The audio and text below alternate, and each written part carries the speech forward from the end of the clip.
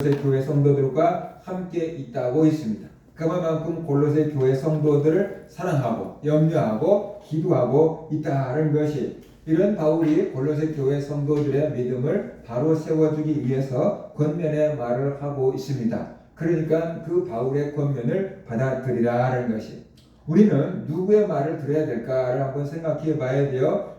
나를 진정으로 사랑하는 사람의 말을 우리가 받아들여야 되는 것입니다. 나를 이용하려고 하는 사람의 말을 듣지 말고 진정으로 나를 위하고 나를 사랑하는 이의 말을 우리가 들을 수 있어야만 된다는 것입니다. 왜냐 그러면 그들이 하는 모든 말은 진정으로 우리를 위해서 하는 말이기 때문에 그렇습니다. 그러나 우리를 이용하려고 하는 사람들의 말은 나에게 유익을 주는 것 같지만 사실 이용하려고 하는 것이기 때문에 우리가 그런 말에 속으면 안 된다는 것입니다.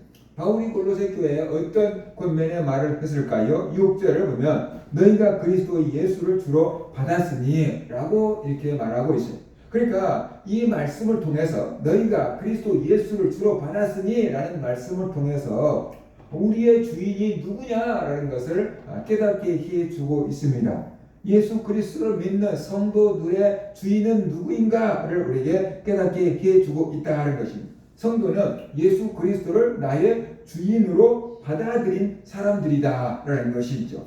예수님을 나의 주인으로 영접한 사람들이 성도다라는 것입니다. 그래서 성도들은 나의 주인이 누구인가를 알 수 있어야만 된다는 것입니다. 우리가 예수님을 우리의 주님으로 받아들였다고 한다 그러면은 우리의 주인이신 예수님의 뜻을 따라서 살아야 한다라는 것입니다.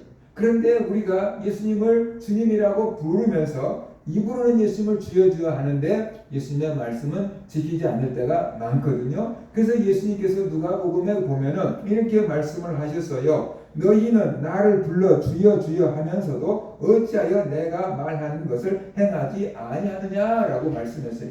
그러니까 앞뒤가 안 맞다는 거죠. 너희가 나를 향해서 주여 주여 한다면 내 말을 듣고 행해야 된다. 근데 너희가 입으로는 주여 주여 하는데 내 말을 듣고 행하지 않는 것을 보면은 뭐가 진짜냐? 이렇게 말하고 있는 거죠.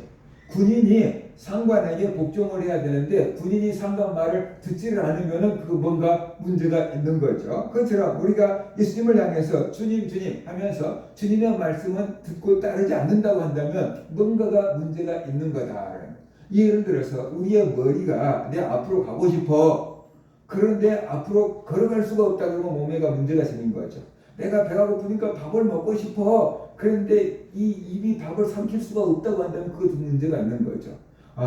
예수님이 교회의 머리거든요. 그러니까 교회 성도들은 머리이신 예수님의 명령을 따라서 행해져야 되는데 예수님의 명령을 따라서 행해지는 게 아니고 내 생각을 따라서 행해져 버리니까 예수님이 주인이 아니고 내가 주인 노릇하고 있을 때가 많다라는 것이에요.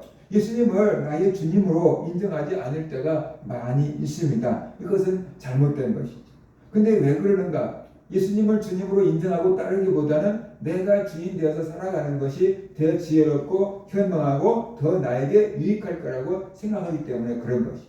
예수님 생각보다 내 생각이 더 옳고 예수님보다 내가 나를 더 위한다라고 생각을 하는 거예요. 그래서 예수님의 말씀을 따르지 않고 내 생각을 자꾸만 따르고 있는 거다라는 것이에요. 그런데 생각을 해보세요. 하나님의 미련한 것이 사람의 지혜로운 것보다 더 낫다라고 말씀하셨잖아요. 그러니까 우리가 아무리 기를 쓰고 꾀를 생각한다고 해도 하나님의 생각을 따라잡을 수가 없다. 내 생각을 내려놓고 하나님의 뜻을 따르는 것이 더 지혜롭고 현명한 것이다.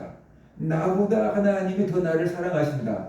그게 무슨 말입니까? 그럴 때 우리가 생각하는 나를 위한 것은 내 육체를 위한 것일 때가 많아요.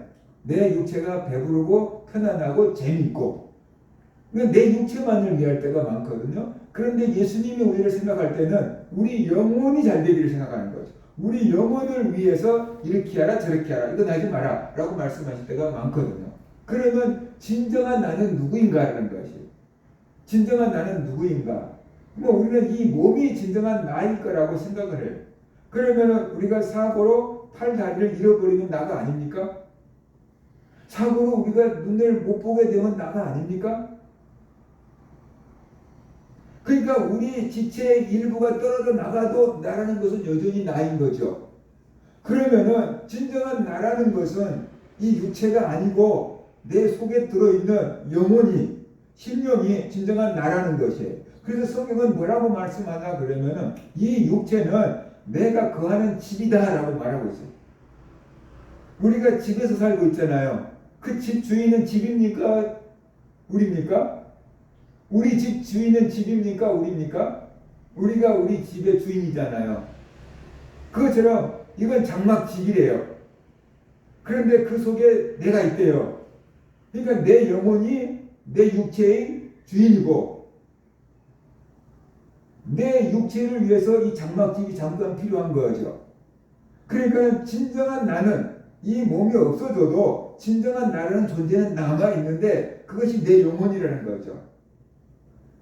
그 영혼이 진짜 주인이기 때문에 이 영혼이 잘 되는 길을 우리가 선택을 해야 되는데 죄로 타락을 해가지고 영혼이 잘 되는 것을 생각하지 않고 자꾸 육체가 편안할 것만, 육체가 즐거울 것만 생각하며 살아가는 거예요. 그러니까 우리가 볼 때는 행복해라고 하지만 하나님 보실 때는 저 영혼 죽는 줄도 모르고 저러고 있어 이렇게 생각하는 거예요. 제가 이렇게 새벽 예배 왔다가 차를 타고 가다가 보면은 가끔 밤중에 이제 술 먹은 사람들이 길가에다가 이렇게 해놓은 게 있어요. 음식물을 다 이렇게 쏟아놓는 경우가 있어요. 그러니까 문제가 뭐냐 그러면은 아침에 차를 몰고 가는데 비둘기가 그것이 이제 진수성찬이 차려진 거야. 지 입장에서는. 그러잖아요. 비둘기 입장에서는 진수성찬이 차려진 거잖아요. 그러니까 거기 앉아가지고 그것을 쪼아먹으려고 계속 이상하게 쪼아먹고 있는데 하여간 다른 비둘기들이 와서 뺏어먹을까 봐가지고 그냥 부지런히 막 쪼아먹고 있는데 차가 오고 있는 것도 신경 안 쓰고 계속 쪼아먹고 있는 거예요. 차가 그대로 지나가면 어떻게 되겠어요? 그 먹다가 그냥 비둘기가 왠지도 모르고 뭔지도 모르고 죽고 말 거예요. 근데 이제 운전하는 사람들이 그 기분 나쁘니까 아무리 그런 걸 해도 죽이면 기분 나쁘잖아요. 그냥 피해서 가는 거예요. 피해서 가는 거예요. 비둘기는 계속 그것만 먹고 있어요. 지 죽는 줄도 모르고 그것만 먹고 있어요. 그 사람들이 꼭 비둘기 같은 짓을 하고 있다는 거예요. 하나님 보실 때는 그 토사물 같은 그런 세상의 즐거움과 쾌락과 막 안일함 거기에 빠져갖고 막 정신이 없는 거예요. 막 하나님 막 심판이 곧 임박했는데도 불구하고 모르고 막 진수성찬이다 그러고 그거 먹고 있는 거예요. 우리가 볼 때는 그게 더러운 거잖아요. 사람 속에 들어갔다가 나온 거니까. 근데 비둘기는 그게 더러운 줄도 모르고 맛있다고 먹는 거잖아요. 그 하나님 보실 때는 이게 토해 놓은 것처럼 더러운 건데 우리는 그거 먹고 살겠다고 난리를 치고 있는 거죠. 그 얼마나 우리가 어리석은 삶을 살고 있는가 우리가 알아야 돼요. 그래서 우리가 이 하나님의 권면을 받아들여야 된다라는 것이 내 생각을 따르지 말고 주님의 뜻을 따라야 되는 거죠. 그것이 진짜 내 영혼을 위하는 길이기 때문에 주님의 말씀을 따라서 사는 성도들 되시기를 주의 이름으로 축복합니다. 내 뜻을 내려놓고 주님의 뜻을 따라 살아야 됩니다. 그것이 진짜 나를 위하는 것입니다. 그럼 7절을 보면은 예수님 안에 뿌리를 내리라 라고 말하고 있습니다. 예수님 안에 뿌리를 박으라 라고 말하고 있죠. 그 안에 뿌리를 박으며 세움을 받아 그랬잖아요. 예수님 안에 뿌리를 내리라는 것이 이게 나무를 잘라보면은요 밑둥을 캐보면은요 나무에가 이게 큰 뿌리가 있고 잔뿌리가 있어요. 나무 밑에 캐서 보면은 나무 밑에 큰 뿌리가 이렇게 뚝뚝뚝 이렇게 나 있는 거 있고 그 밑에 씨같이 잔 이렇게 뿌리가 남아 있어요. 근데 그의 역할이 달라요. 나무의 그 큰 뿌리는 뭐냐면 지지하는 거예요. 뿌리를 내려가지고 흔들리지 않도록 지지하느라고 기둥처럼 딱 박아놓고 나 이 자리에서 안 움직일 거야 하고 딱 서 있는 역할을 하는 거고요. 잔뿌리에서 영양분을 다 빨아서 먹는 거예요. 영양분은 잔뿌리를 통해서 다 흡수해서 이제 수분이든 뭐든 미네랄을 흡수해서 나무가 살아가는 거예요. 근데 그 안에 뿌리를 박으며라고 지금 말하고 있잖아요. 그러니까 이게 뭐 잔뿌리든 큰 뿌리든 나무가 땅에다가 뿌리를 내려야 사는 것처럼 우리는 예수 그리스도 안에 뿌리를 내려야지 산다라고 지금 말하고 있어요. 근데 이 기둥 같은 큰 뿌리가 없으면은요 바람이 불면 훅 넘어져 버려요. 이게 있으니까 안 넘어지는 거예요. 잔뿌리가 없으면 어떻게 돼요? 영양분을 빨아먹지 못하니까 죽어버려요. 그러니까 뿌리를 잘 내려야 돼요. 근데 나무는 어디에 심어졌느냐에 따라 지 일생이 달라져요. 기름진 땅에 심어지면은 좀 잘 자랄 수 있는데 뭐 돌밖에 없는 데다가 심어두면 뭐 영양분을 빨아먹을 수가 없으니까 클 수가 없게 되는 거야. 그래서 우리 영혼은 예수 그리스도에게 뿌리를 내려야 될 줄로 믿습니다. 이단한테 뿌리를 내리고 우상한테 뿌리를 내리면은 그 영혼이 죽게 되는 거예요. 그러니까 뿌리를 잘 내려야 돼요. 우리의 믿음의 뿌리를 잘 내려야 돼요. 나무는 어디 심어두냐에 따라 지층이 달라진 것처럼 우리 영혼의 뿌리를 어디에다가 믿음의 뿌리를 누구에게 내느냐에 따라서 인생이 달라진다는 것이 바로 예수 그리스도 안에 뿌리를 박으며라고 말씀을 하고 있어요. 그러니까 우리가 예수 그리스도 안에 믿음의 뿌리를 내려야 된다라는 것이 예수 그리스도 안에서 양분을 빨아먹고 자라가야만 된다라는 것이 예수 그리스도에서 흔들리면 안 돼요. 여기서 꼽혀서 다른 데 움직여가면은 안 된다라는 뜻이에요. 그러면 예수 그리스도 안에 뿌리를 내린다고 할 때 가장 중요한 게 뭘까라는 것이요. 그것은 바로 예수님이 유일한 구원의 길이다라는 것을 우리가 알아야 되는 거죠. 우리는 교회에서 수없이 들었으니까 이것이 그냥 당연한 것 같지만 이단들은 당연하지 않고 다른 종교를 믿는 사람들은 절대로 당연하지 않고 왜 그래야 돼? 라고 의문을 제기해요. 왜 예수님만이 구원의 길이야? 라고 의문을 제기해요. 말도 안 된다라고 얘기를 해요. 근데 요한복음 14장 6절 보면 예수께서 이르시되 내가 곧 길이요 진리요 생명이니 나로 말미암지 않고는 아버지께로 올 자가 없느니라 그랬어요. 사도행전 4장 12절 다른 이로서는 구원을 얻을 수 없나니 천하 인간에게 사람 중에 구원 받을 만한 다른 이름을 우리에게 주신 일이 없음이라 했더라고 했어요. 그러니까 예수 이름 외에는 구원의 길이 없다. 하나님께서 딱 그 구원의 길을 하나만 열어준 거예요. 다시 말한다면 죄 때문에 구원을 받아야 되는데 우리의 죄 문제를 해결해 줄 수 있는 분이 예수님밖에 없다는 뜻이에요. 그러니까 예수님만이 유일한 구원의 길이 되어야 되는 거죠. 예수님만이 나에게 구원을 주는 거예요. 그런데 이 예수님과 나 사이에 누군가가 중재자가 돼가지고 구원을 줄 것처럼 얘기하면 안 된다는 거죠. 마리아가 중재자가 돼서 구원을 줄 것처럼 해도 안 된다는 거죠. 교주가 중재자가 돼가지고 구원을 줄 것처럼 해도 안 된다는 거죠. 누가 예수님의 역할을 대신해도 안 된다는 거죠. 내가 진임 예수다라고 하면서 예수님의 역할을 대신하려고 해도 안 된다는 것이죠. 이게 개념이 없으니까 이들한테 넘어지고 사이비 교주한테 빠지는 거예요. 예수님만이 구원의 길이 되는데 그걸 믿는 것 같은데 근데 누가 예수님 대신이다라고 하면 그걸 믿어버려요. 예수님하고 하나님하고 갈 수 있는 내가 뭐 중재자다. 그러면은 그 사람 믿어버려요. 그러면 안 돼요. 하나님과 우리 사이에 중보자는 예수 그리스도 한 분밖에 없다고 그랬잖아요. 그래서 사실 보수교단 같은 데는 중보기도라는 용어도 옳지 않다라고 얘기를 하고 있는 한국이잖아요. 중보자는 예수 그리스도밖에 없어요. 마리아가 중보자가 될 수가 없어요. 이단이 예수님 역할을 대신할 수도 없고요.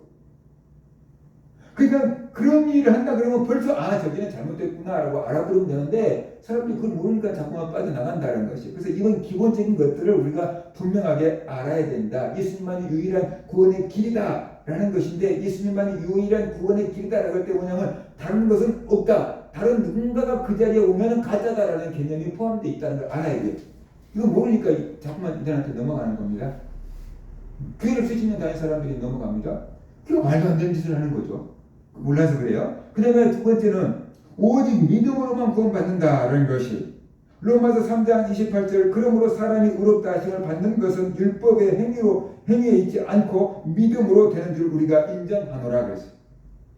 에베소 2장 8절 9절 너희는 그 은혜에 의하여 믿음으로 말미암아 구원을 받았으니 이것은 너희에게서 난 것이 아니요 하나님의 선물이라 행위에서 난 것이 아니니 이는 누구든지 자랑하지 못하게 함이라.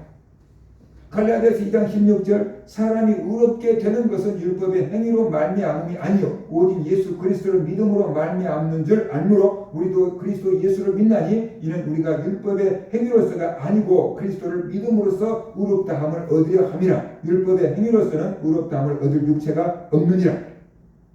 요한복음 3장 16절 하나님의 세상을 이처럼 사랑하사 독생자를 주셨으니 이는 그를 믿는 자마다 멸망하지 않고 영생을 얻게 하려 함이라 그랬어요. 그러니까 이런 많은 성경 구절들이 무슨 얘기를 하냐 그러면 율법의 행위로서는 의롭다함을 얻을 육체가 없다는 것입니다. 우리가 율법을 지켜서 의로워질 수가 없다는. 쉽게 말하면 내가 간음은 안 했는데 사람은 미워할 수 있잖아요. 그죠? 간음죄는 없지만 미워하는 것은 살인죄라 그랬잖아요. 그러니까 죄가 있어요 없어요? 그래서 율법의 행위로서는 의롭다함을 얻을 육체가 없다라고 얘기했어요. 그런데 자꾸만 율법을 지켜서 의로워지고 율법을 지켜서 구원받을 것처럼 가르치면은 이 성경의 원리에서 벗어난 거죠. 그래서 잘못된 거죠. 근데 거기에 사람들이 빠진다는 거죠. 요즘 예수 그리스도를 믿음으로 울어. 저도 처음에는 예수를 믿음으로 울어준 줄 교회에서 배웠지만 그래도 뭐 착하게 살아야 되지 않을까? 그런 생각을 할 때가 있었거든요. 근데 성경이 이렇게 말하더라고요. 만일 우리가 행위로서 의로워질 수 있다 그러면 예수 그리스도의 십자가의 죽음이 헛되니라고. 우리가 율법을 지켜서 의로워질 수 있었다 그러면 예수님이 십자가에서 죽어주실 이유가 없었다는 뜻이에요. 니네들 율법 지켜서 와 천국에 이러면 된단 말이죠. 근데 도저히 율법을 지켜서 천국에 올 수 없기 때문에 예수님을 통해서 구원 얻는 길을 하나님이 열어주신 거라고요. 할 수만 있거든 이 잔을 여기서 지나가게 하옵소서 그랬잖아요. 예수님이 십자가 지지 않고도 인류를 구원할 수 있다 그러면 그게 좀 하게 해주세요 그랬잖아요. 그런데도 불구하고 하나님이 예수님을 십자가에 못 박혀 죽게 하신 것은 그 길 말고는 다른 길이 없었기 때문이다. 그러니까 믿음으로만 의로워지는 것이지 우리가 율법을 지켜서 의로워지는 게 아니다. 근데 오늘날 이 복음이 많이 희석되어 있잖아요. 사람들이 착하게 살아야지 구원받을 거라고 생각하잖아요. 그게 아니다. 예수를 믿음으로 의로워진다 하는 거죠. 근데 또 이 사이비 같은 배가 또 하나 있는데 어디 믿음으로 의로워진다고 하면서 그 다음부터는 무슨 짓거리 해도 죄가 상관이 없다고 하면서 죄를 지은 놈들이 있어요. 그럼 막 노미랄 소리까지 나오네. 그런 단체가 있다 그 말이죠. 그것도 이상한 거예요. 진정으로 예수 그리스도를 믿고 성령으로 거듭났다고 한다 그러면 그때부터 하나님의 말씀을 따라서 살아가는 것이 옳으니까 착하게 살고 바르게 살고 의롭게 살려고 노력을 해야 되는 거예요. 그것이 구원의 조건이 되는 건 아니지만 구원의 열매이기 때문에 착하게 살려고 노력해야 되는 거예요. 그래도 우리가 쓰러지고 넘어지고 죄에 빠지거든요. 타락한 본성이 있어서. 그래서 하나님께 회개하고 날마다 서야 되는 거예요. 그런데 한번 회개해버리면 더 이상 회개할 것이 없다라고 하는 사람들도 있잖아요. 그러니까 그런 데에 빠지면 안 된다는 거죠.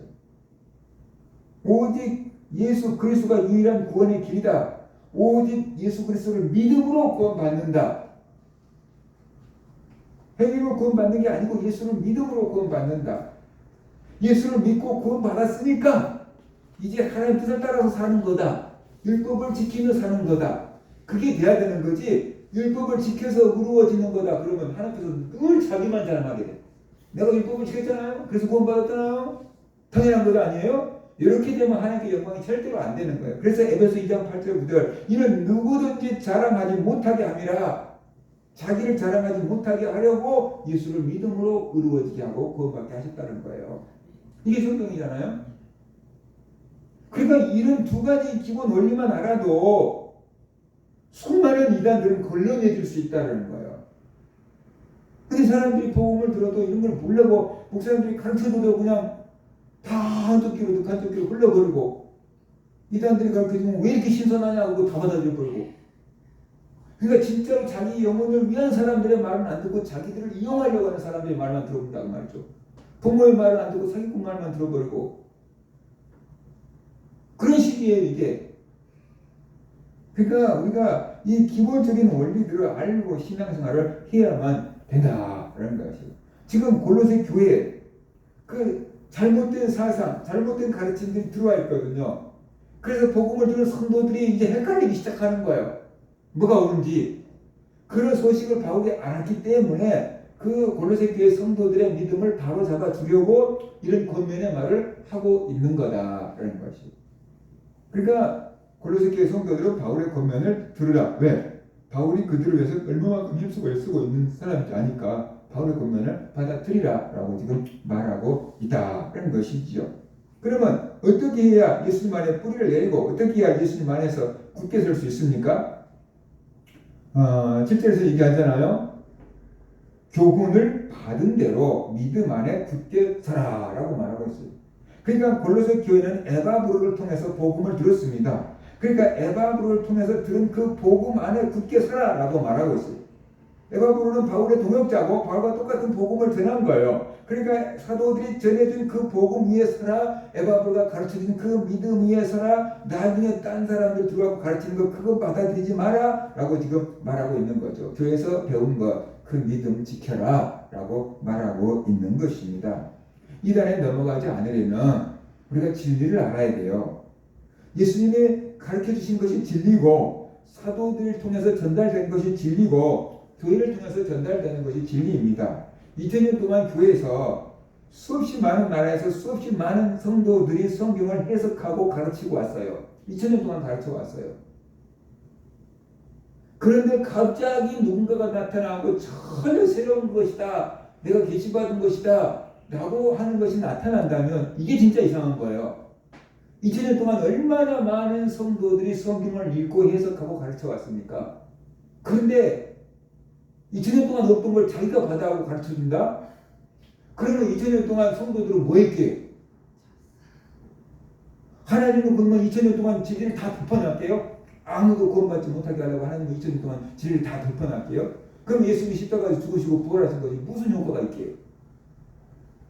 그러니까 해 아래 새 것이 없다고 그랬잖아요. 2000년 동안 교회에서 수없이 성경을 해석하고 가르쳐 왔다고 말이죠. 그 속에 진리가 다 있는 거예요. 진리인지 아닌지 수없이 종교회의를 거쳐서 이단 분별하고 이단 정죄하고 하면서 진리를 파수해오고 지켜서 온 것이 정통 교리잖아요.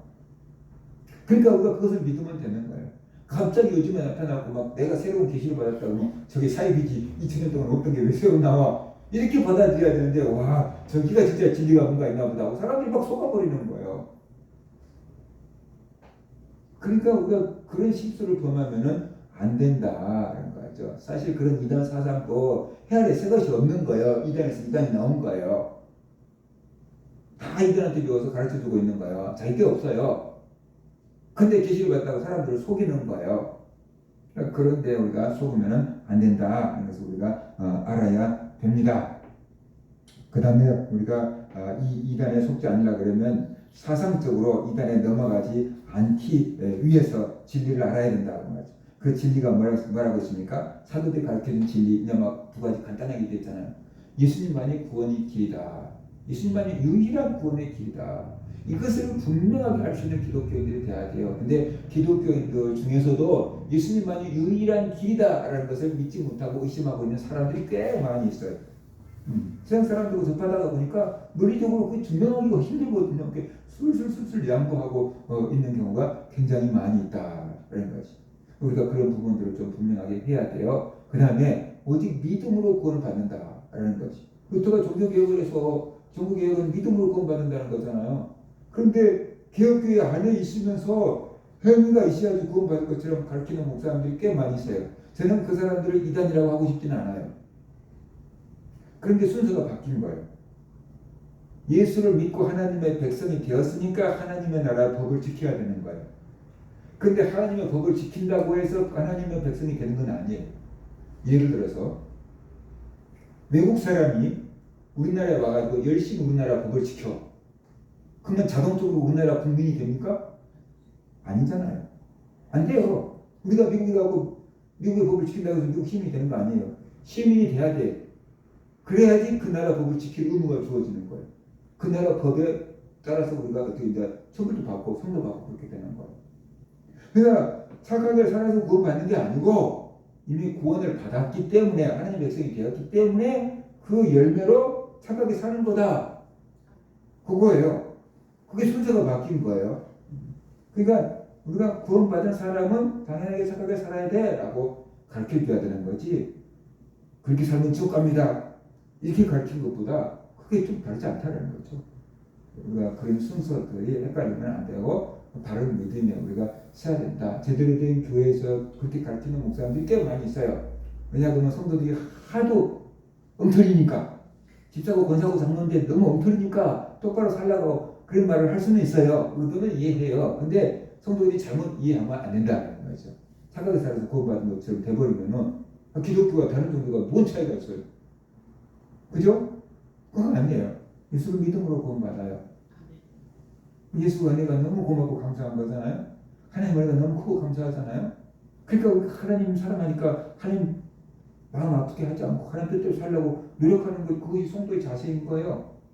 그것을 그렇게 살도록 성령님께서 도와주시는 거고, 그 말씀을 통해서 성령을 통해서 우리가 착하게 살아가는 거다. 그래서 우리가 알아야 돼요. 그래서 우리가 이런 부분들을 우리가 지켜야 돼요. 그 다음에 두 번째는 감사함을 넘치게 하라 그랬어요. 왜 감사함을 넘치게 하라고 했을까요? 하나님으로부터 우리가 커다란 은혜를 받았습니다. 하나님의 사랑을 받았습니다. 그 하나님의 사랑에 우리가 반응을 해야 되는데 하나님이 우리에게 큰 사랑을 줬어요. 그러면 우리가 그 하나님의 사랑에 반응하는 것이 하나는 믿음이고 하나는 감사인 것이죠. 하나님의 사랑을 받았으니까 우리가 그걸 믿음으로 받아들이고, 그 다음에 하나님의 사랑을 받았으니까 우리가 그 사랑에 우리가 감사하면서 살아가야 되는데, 한두 개 은혜를 받은 게 아니고 우리가 살아가는 모든 것이 다 하나님의 은혜라는 거예요. 그러니까 우리가 감사함에 넘치도록 해야 돼. 하나님께 감사를 넘치게 해야 돼. 세상 노래도 그런 거 있잖아요. 우리가 빈손으로 왔는데 옷 한 벌을 건들지 않고 그런 노래가 있더라고요. 우리가 빈손으로 왔는데 이렇게 많은 것들 가지고 살고 있잖아요. 그러니까 우리가 하나님께 감사해야 된다는 것이. 그러면 왜 우리가 또 감사해야 되는가? 사람들이 시험에 드는 이유가 뭡니까? 예수님의 성도들이 시험에 들고 이단에 넘어간 이유가 여러 가지가 있겠지만 그 중에 하나는 잘못된 사상에 빠져서 넘어가는 수도 있고, 하나는 내가 감정이 상한 거예요. 상처받은 거예요. 시험 든 거예요. 막 억울한 거예요. 내 욕구가 채워지지 않는 거예요. 그래서 시험 들어 있다가 이단의 말에 훅 하고 넘어가 버린 경우들도 많다라는 것이죠. 교회에서 아무것도 아닌데 상처받았어요. 그래서 교회에 대해서 불평이 많아요. 원망이 많아요. 누군가 성도에 대해서. 그리고 쉬고 있는데 이단이 와서 살짝 건드니까 어떻게 돼요? 이단한테 넘어가 버리는 거죠. 그러니까는 이 진리를 몰라가지고 이단에 넘어간 경우도 있고요. 내가 감동적으로 상처를 받으니까 그 교회에서 가르쳐주는 것을 다 거부하게 되는 거예요. 그런데 이 교회를 막 비난하고 욕한 이단들이 너무 좋아 보이는 거예요. 자기 편지처럼 보이는 거예요. 그래서 그냥 뒤로 흘러 넘어가는 거예요. 그래서 우리가 시험 들지 않으려고 하면은 내 심령에 기쁨이 있어야 되고 감사가 있어야 되고 평안이 있어야 되는 거예요. 만족함이 있어야 돼요. 그러면 우리가 성도들이 시험 들지 않고, 시험 들지 않으면은 이단들이 공격해 와도 이겨낼 수 있는, 방어해낼 수 있는 이게 복음학이 만들어진다라는 것이. 그래서 이겨낼 수 있게 되는 거예요. 근데 교회에서 시험 들고 상처받고 억울함이 있고 뭔가 만족함이 없고 불만이 가득 차 있고, 그러면 면역력이 떨어져 있는데 이단이 와서 슬쩍슬쩍 건들면은 거기에 훅 하고 넘어가 버리게 되는 거예요. 그러니까 이단에 넘어가지 않고 믿음을 지키기 위해서는 봉사에 항상 감사가 넘치게 하라라고 지금 바울이 권면하고 있다라는 것이. 성령이 충만하면 감사가 막 넘쳐나는 거예요. 우리가 믿음 생활 잘하고 있으면 감사가 넘쳐나는 거예요. 그런 사람을 와서 건드려봤자 안 통하는 거예요. 근데 막 매사에 막 교회에 대해서, 목사님에 대해서, 성도에 대해서 원망과 불평이 막 입에 막 달고 사는 사람들은 막 이단의 밥이 되는 거예요, 이게. 우리는 예수님을 주로 받아들였습니다. 그러니까 예수님을 주님으로 인정해야 됩니다. 예수님께 주권을 넘겨줘야 되고, 우리가 주인 노릇하지 말고 예수님의 말씀을 따라서 순종하며 사는 성도들이 되어야 됩니다. 그리고 우리가 믿음을 지키기 위해서 예수 그리스도에게 뿌리를 내려야 됩니다. 흔들리지 않아야 됩니다. 그러기 위해서는 예수님만이 유일한 구원의 길이다. 믿음으로 구원받는다. 예수 믿음으로 구원받는다. 그것을 우리가 분명하게 해야 됩니다. 그뿐만 아니라 우리가 이런 진리 위에 서야 될 뿐만 아니라 우리의 감정도 지켜야 됩니다. 우리의 감정이 흔들리면 우리 지식이 작동이 안 됩니다. 우리 감정이 흔들리면 지식이 작동이 안 됩니다. 우리의 지식의 뇌보다 감정의 뇌가 더 밑에 있습니다. 그래서 여기 감정의 뇌가 흔들리면 위에 있는 지식의 뇌가 막 요동칩니다.